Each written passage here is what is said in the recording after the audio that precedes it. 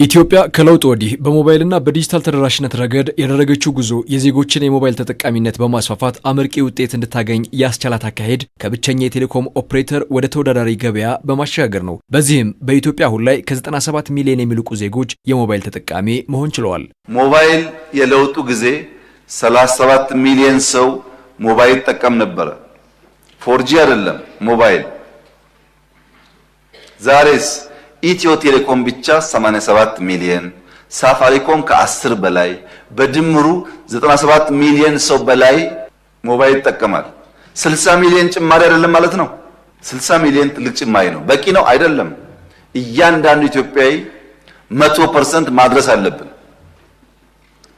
ለውጡና እድገቱ ግን የሚጨበጥ የሚታይ ስለሆነ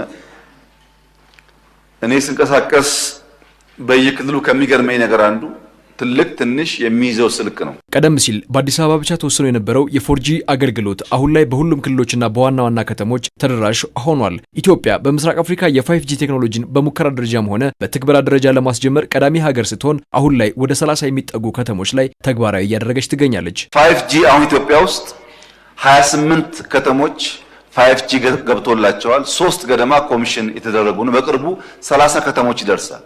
4G ግን 1070 ከተማ ኢትዮጵያ ውስጥ 4G ገብቶለታል። 1070 ከተማ ምን ማለት ነው? 4G ማለት ዳታ ነው። በዚህ አማካኝነት ብዙ የንግድ የመማማር ስርዓት ትውልድ እንዲያገኝ እድል ያመቻቻል። በዲጂታል ክፍያ ስርዓት ወይም በሞባይል መኒ ዘርፍም ቢሆን ኢትዮጵያ አሁን ላይ ስኬታማ የሚባሉ ውጤት ያካበተች ሲሆን በተለይ እንደ ቴሌብር ያሉ ፕላትፎርሞች አሁን ላይ የግብይት ስርዓቱ በዲጂታል የክፍያ ስርዓት እንዲሳለጥ በማድረግ ሚናቸው የጎላ ነው። በተለይ የመንግስት አገልግሎቶችን ጨምሮ በርከት ያሉ አገልግሎቶችን ተጠቅሞ በዲጂታል መልኩ የመክፈልና የመገበያየቱ ነገር የተሻለ ሲሆን እንደ ነዳጅና የታክስ ክፍያ የመሳሰሉትን በሞባይል ለመክፈል መቻሉ ዜጎች በቀላሉ የሞባይል ስልካቸውን ለኢኮኖሚያዊ እንቅስቃሴ እንዲጠቀሙ ማድረግ አስችሏል። በፋይናንሻል ሴክተር ሞባይል መኒ መቼ የጀመርነው? 3 ዓመታችን።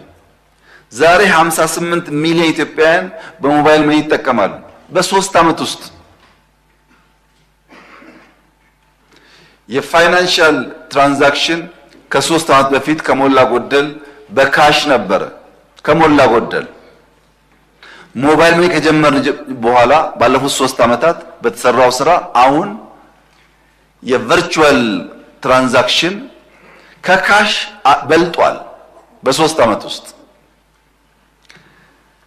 ኢትዮጵያ ከካሽ ወደ ሞባይል ዋሌት እያደገች ያለችበት ሂደት ሊፕፍሮግ ነው፣ ዝላይ ነው።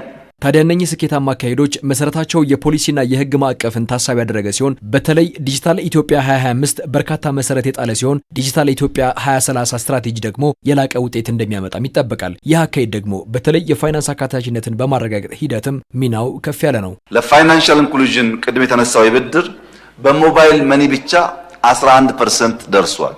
ምን ማለት ነው? ሰዎች በሞባይላቸው ትናንሽ ገንዘብ መበደር እና ስራ መስራት እንዲችሉ በፋይናንሻል ኢንክሉዥን የሚዳረሰው ብድር በበቂ ደረጃ ገጠሩን ያማከለና የሰፋ ነው ወይ ያላችሁ እንደሆነ ገና ብዙ ይቀረናል።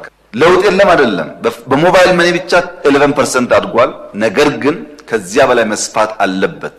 ፋይናንሻሊ ዲፕኒንግ ካላስፋፋን በቀር ፋይናንሻል ኢንክሉዥን ካላረጋገጠን በቀር የምናስበውን ብልጽግና በሁሉም ጫፍ ለማምጣት እንቸገራለን።